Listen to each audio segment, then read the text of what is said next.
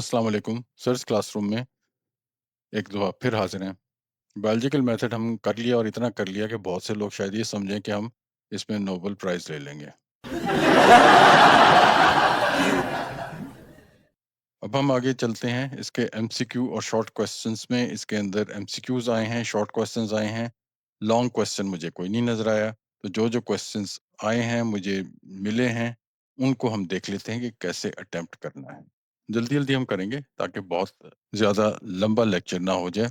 बाकी तैयारी आपने खुद ही करनी होती है। एमसीक्यूज़ देखते हैं जी। पहले एमसीक्यूज़ का जो तरीकाकार है, कैसे करना है, वो मैं एक लेक्चर में आपको बता चुका हूँ, how to attempt biology class 9 paper. उसका मैं लिंक नीचे दे दूंगा, तो वो आप अगर देखना चाहें तो वो भी देख सकते हैं।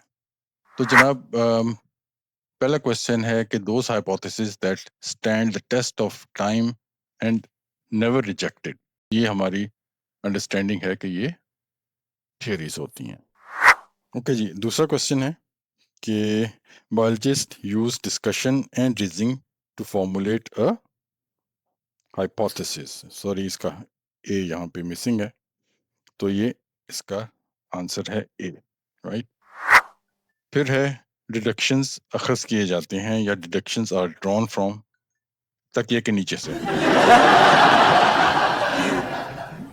Just kidding, of course hypothesis से डिडक्शंस अखज़ किए जाते हैं। Tentative explanation of observation is called hypothesis. ठीक है। बायोलॉजिकल मेथड के किस मरले में अगर और तब की मंसक इस्तेमाल की जाती है? हमने जो अपने उसमें अगर और तो लिखा है, आपकी बुक में अगर और तब लिखा हुआ है, that's okay. If and then को हमने यूज करना है और ये लॉजिक यूज होती है डिडक्शंस में। Problem solving approach adopted in biology is called. जाहिर बात है ये पूरा प्रोसेस जो है ये प्रॉब्लम सॉल्विंग के लिए होता है या बायोलॉजी के मसाइल को हल करने के लिए होता है, तो ये बायोलॉजिकल मेथड होगा इसका answer. In biological method 5 senses are used to. खास हमसा कहाँ पे यूज होते हैं? ऑब्जर्वेशंस में। इसको बस याद करना आसान है कि मुशाहिदात के लिए आपको सेंसेस की जरूरत होती है, तो हम ऑब्जर्वेशंस इसको आंसर देंगे। A theory that has been verified may become a law। ठीक है, हम अगर आपको याद हो तो थ्योरी के बाद हमारे एल्गोरिदम में लॉ आता था। अगला है which of the following is the most basic step of scientific methods। Scientific method का जो सबसे बुनियादी मरहला है वो कौन सा है? इसका जवाब है जी डी, एक्सपेरिमेंट या तजुर्बा। बाकी सारे जितने भी मरहले हैं, ऑब्जर्वेशन है, हाइपोथेसिस है, डिडक्शन है, रिजल्ट्स हैं, ये सारे इसके इर्द गिर्द घूमते हैं, इसलिए इसका जवाब डी है। फिर है the logical consequence of hypothesis is called deduction.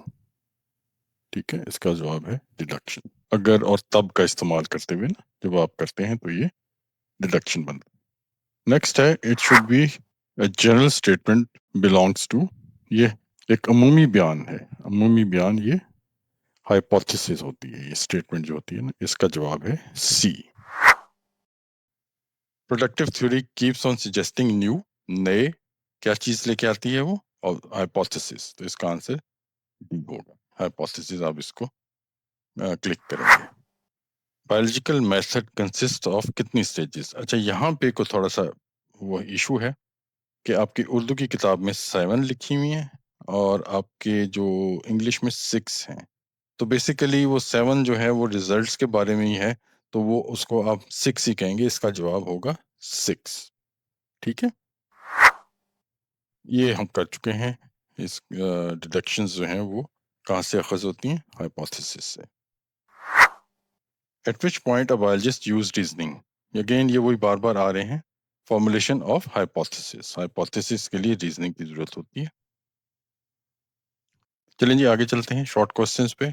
2 marks के क्वेश्चंस आते हैं यूजुअली बायोलॉजिकल मेथड से, तो देख लेते हैं जो अभी तक आए हैं उनको एक एक करके चेक करते हैं। पहला जो हम देखेंगे वो है define scientific method, write down the steps involve in the scientific method. Scientific method के बारे में है कि इसके क्या मराहिल हैं और क्या इसकी डेफिनेशन है। तो ये میں نے یہاں پہ دے دی ہے، ہم پڑھ بھی چکے ہیں، تو آپ اس کو یاد کر لیجئے گا، ہم ڈیٹیلز میں نہیں جاتے۔ پھر ہے define law and give examples, قانون کی تعریف کیجیے اور مثالیں بھی لکھیں۔ تو یہ ہم آلریڈی کر چکے ہیں کہ لا کیا ہے، اور اس کی دو یہ ایگزامپلس ہیں، ہارڈی وینبرگ لا، ٹھیک ہے، اور Mendel's law of inheritance. Define deduction, deduction کی تعریف کیجیے۔ ڈیڈکشن جو ہے وہ اسٹیپ 4 ہے بایولوجیکل میتھڈ کا، پہلے یہ بتا دیں گے اور اس کے بعد اس کی ڈیفینیشن دیں گے کہ it is the logical result made from hypotheses, that is taking hypotheses as true by using if and then, یعنی کہ آپ اگر اور تب کا استعمال کرتے ہوئے ہائپوتھیسز کو ڈیڈکشن میں کنورٹ کریں گے۔ یہاں پہ اگر اور تب کا ہے، ہم نے جو لیکچر کے اندر اگر اور تو استعمال کیا تھا، ڈزنٹ میٹر، اگر اور تب لکھ لیں آپ، جیسے کہ آپ کی بک میں ہی گیون ہے۔ نیکسٹ کوسچن بھی اسی سے ریلیٹڈ ہے کہ which two words are used to identify deductions؟ Deduction کے لیے استعمال ہونے والے دو الفاظ کون سے ہیں؟ وہی if and then یا اگر اور تب۔ نیکسٹ از ڈیفائن ہائپوتھیسز، وہی ہائپوتھیسز کو ڈیفائن کیجئے۔ پہلے آپ بتائیں کہ یہ تیسرا سٹیپ ہے بایولوجیکل میتھڈ کا، اور آگے پھر اس کی ڈیفینیشن دے دیں جو ہم آلریڈی کر چکے ہیں۔ ہائپوتھیسز بایولوجیکل میتھڈ کا تیسرا مرحلہ ہے، اور بعد میں اس کی تعریف لکھ دیں جو کہ ہم کر چکے ہیں۔ پھر آ جاتا ہے differentiate between qualitative and quantitative observations, ماہیتی اور مقداری مشاہدات میں فرق بیان کریں۔ تو یہ ہم آلریڈی دیکھ چکے ہیں، یہ وہیں سے میں نے یہاں پہ کاپی کیا ہے، اس کو آپ دیکھ لیجئے گا کہ ان دونوں میں کیا فرق ہے۔ آپ نے ڈیفینیشن لکھنی ہوگی دونوں کی، اور ان کی ایگزامپلس بھی بتا دیں آپ۔ اس میں بیان کرتے ہوئے آپ جب ڈفرینشیٹ کا ورڈ آ جائے تو کوشش یہ کریں کہ یہاں پہ جب ایک ڈیفینیشن دے دی تو دوسری ڈیفینیشن دیتے ہوئے وائل کا ورڈ یوز کریں، WHILE، جبکہ اردو میں جب کے۔ پھر وہی ڈیفینیشن آپ کی ڈفرینشیٹ کے اندر چلی جاتی ہے۔ جسٹ آپ کے لیے ایک ٹپ ہے۔ آگے چلنے سے پہلے سبسکرائب کر دیں، بیل آئکن کے بٹن کو بھی دبا دیں اور لائک بھی کر دیں۔ What are the characteristics of a well-supported scientific theory؟ scientific theory well supported، اس کی کیا خصوصیات ہیں؟ یہ آپ کی بک میں ڈائریکٹلی نہیں ہے، دیکھنا پڑے گا کہ کیسے ہے، وہ ہم نے یہاں پہ جمع کر لیا ہے۔ یہ 4 آپ یاد کر لیجئے گا، characteristics of well supported scientific theory کے، ٹھیک ہے۔ It has been repeatedly tested and verified by scientists، یعنی کہ سائنسدانوں کی طرف سے بار بار جانچا گیا اور تصدیق کیا گیا۔ دوسرا یہ کہ وہ نیچرل فینومینا، جو قدرتی مظاہر ہیں یا نیچرل فینومینا ہیں، ان کو ایکوریٹلی ایکسپلین کر دیتا ہے۔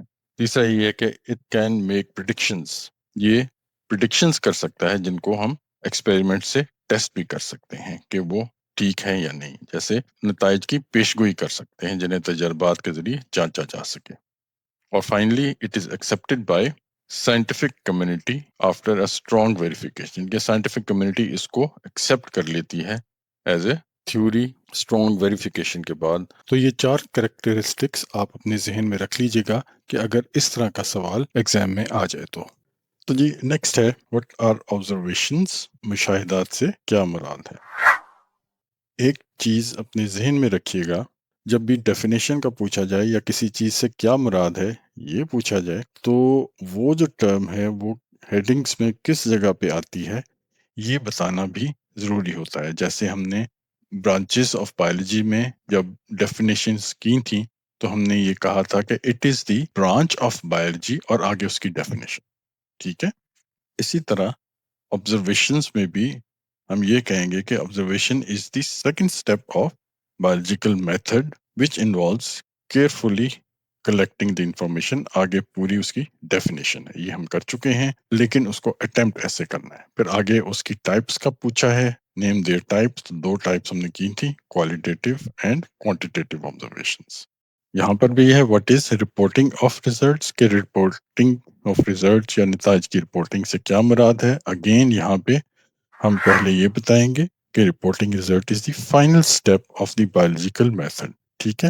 اور آگے پھر اس کی ڈیفینیشن ہے کہ it is the communicating the results, جو سائنٹسٹ کو کمیونیکیٹ کرنے ہوتے ہیں کہ جی میں نے یہ تجربات کیے، ان کے یہ ریزلٹ آئے ہیں، وہ بتانے کے لیے رپورٹنگ آف ریزلٹ کی جاتی ہے.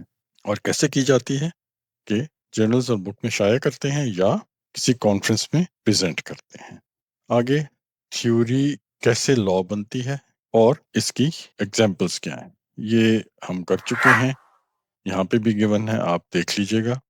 Right the difference between control group and experimental group. Control group اور تجرباتی گروپ میں فرق تحریر کریں. یہ دونوں جو گروپس ہیں یہ ایکسپیریمنٹس کے دوران بنائے جاتے ہیں.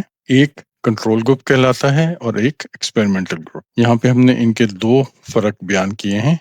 پہلا ہے اس کی ڈیفینیشن کا کہ control group serves as a standard for comparison, while the experimental group is used to observe the effect of tested variable. Control group موازنے کے لیے ایک معیار کے طور پر استعمال ہوتا ہے، جبکہ تجرباتی گروپ زیر آزمائش متغیر جو ہے اس کے اثرات کا مشاہدہ کرنے کے لیے استعمال ہوتا ہے.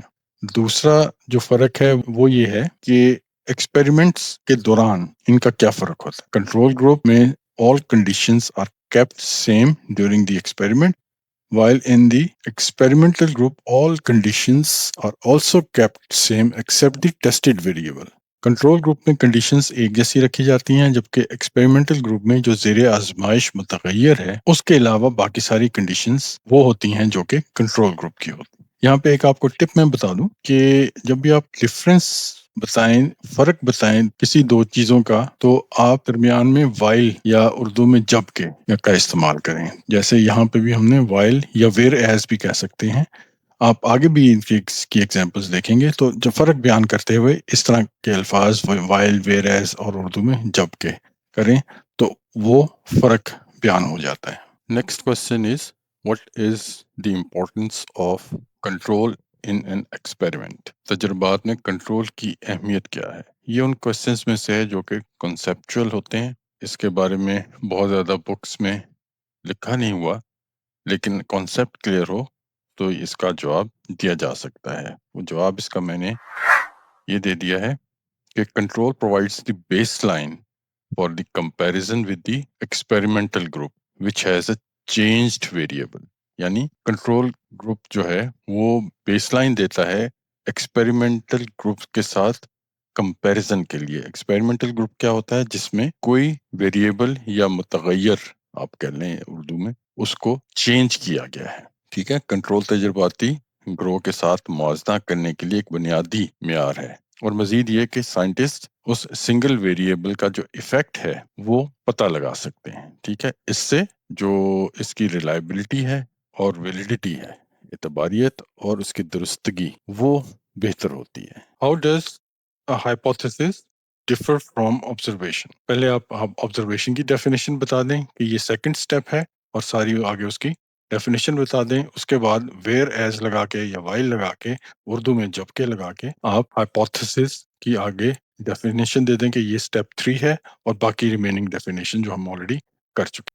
What is meant by data organization؟ یہ ہم کر چکے ہیں، اردو میں پرابلی گیون ہے، انگلش میں شاید نہیں ہے، لیکن لیکچر میں دیکھا تھا کہ سائنٹسٹ ڈیٹا اکٹھا کرنے کے بعد، ایکسپیریمنٹس کرنے کے بعد جو ڈیٹا آتا ہے اس کو پہلے آرگنائز کرتے ہیں اور پھر اینالائز کرتے ہیں. ٹھیک ہے، تو پہلے ایکسپیریمنٹس، پھر کلیکٹ ہوتا ہے ڈیٹا، پھر اس کو آرگنائز کرتے ہیں.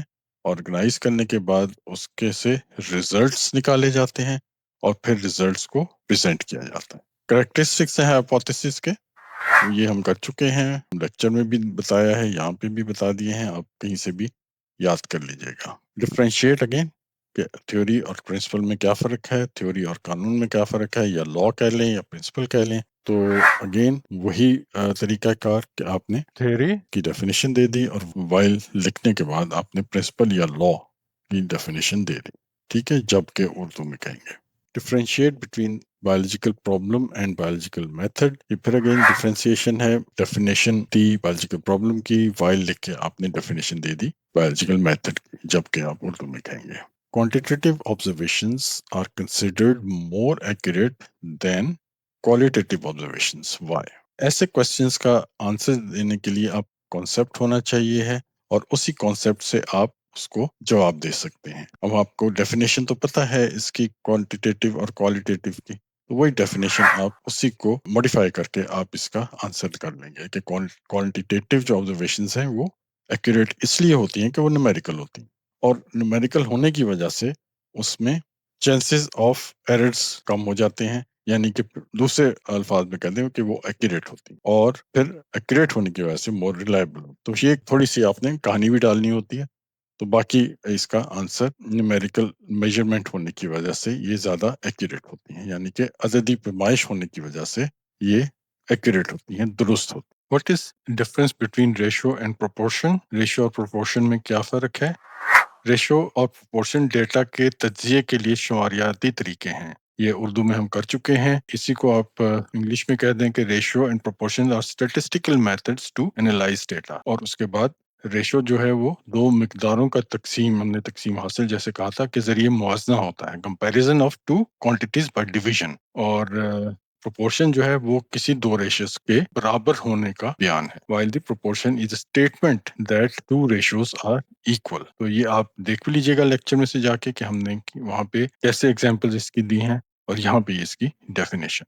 پھر آ جاتا ہے سمرائزیشن آف ریزلٹس. یہ ہم کر چکے ہیں، لیکن یہ ٹرم سمرائزیشن ہم نے شاید نہیں دیکھی تھی. اردو کی کتاب میں نتائج کا خلاصہ کے نام سے یہ ہے، لیکن ہم نے ایکچولی کر لیا ہوا ہے اس کو لیکچر میں کہ جب بھی ہم جو ڈیٹا پریزنٹ کرتے ہیں جا کے دوسرے سائنٹسٹ کے سامنے، تو وہ ریزلٹس ہم پہلے ان کو سمرائز کر لیتے ہیں ٹیبلز، گرافس، چارٹس اور اسٹیٹسٹیکل میجرز کے. What do you mean by recognition of biological problem? Recognition of biological problem is the first step. ٹھیک ہے، یہ فرسٹ اسٹیپ آ گیا. یہ ہم نے کہا تھا in which scientists identify and clearly defines the question or problem that needs to be investigated. یہ اب کہاں سے آ سکتا ہے یہ بھی ہم کر چکے ہیں، بایولوجسٹ کے اپنے دماغ میں بھی آ سکتا ہے اور کوئی اس سے پوچھ بھی سکتا ہے. Why experiments are performed؟ یہ ہم کر چکے ہیں کہ کیوں کیے جاتے ہیں.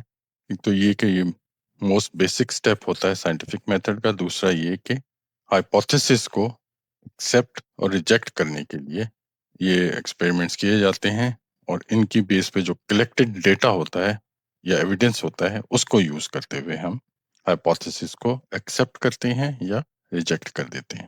Which are major biological problems in which mathematics is used. یہ بھی ہم کر چکے ہیں، یہ آپ دیکھ لیجیے گا. یہ 3 آپ کی بک میں گیون ہیں، اردو کی بک میں، تو یہ آپ یاد کر لیجیے گا. Write two benefits of productive theory. یہ اگین گیون ہے آپ کی بک میں، لیکن اس طریقے سے نہیں جیسے کوشچن آیا ہے، تو وہ ہم یہ دیکھ لیتے ہیں. The productive theory generates new hypotheses that make testable predictions about future observations, guide further scientific research, leads to new discoveries. ایک تو آپ کو یہ پروڈکٹیو تھیوری کی ڈیفینیشن آنی چاہیے ہے کہ پروڈکٹیو تھیوری وہ تھیوری ہے جس سے مزید ہائپوتھیسس جنم لیتے ہیں. اب اس کا کیا فائدہ ہے؟ یہ 3 چیزیں ہیں، یہ آپ تینوں یاد کر لیجئے گا یہاں سے. Which statistical methods are used for data analysis؟ یہ بھی ہم نے کیا ہوا ہے، یہ صرف یاد کرنے کی چیزیں. میڈین موڈ ہے، ریشو پروپورشن ہے، پرسنٹیج ہے، کمپیریزن آف مینز ہے. یہ 4 آپ یاد کر لیجئے گا.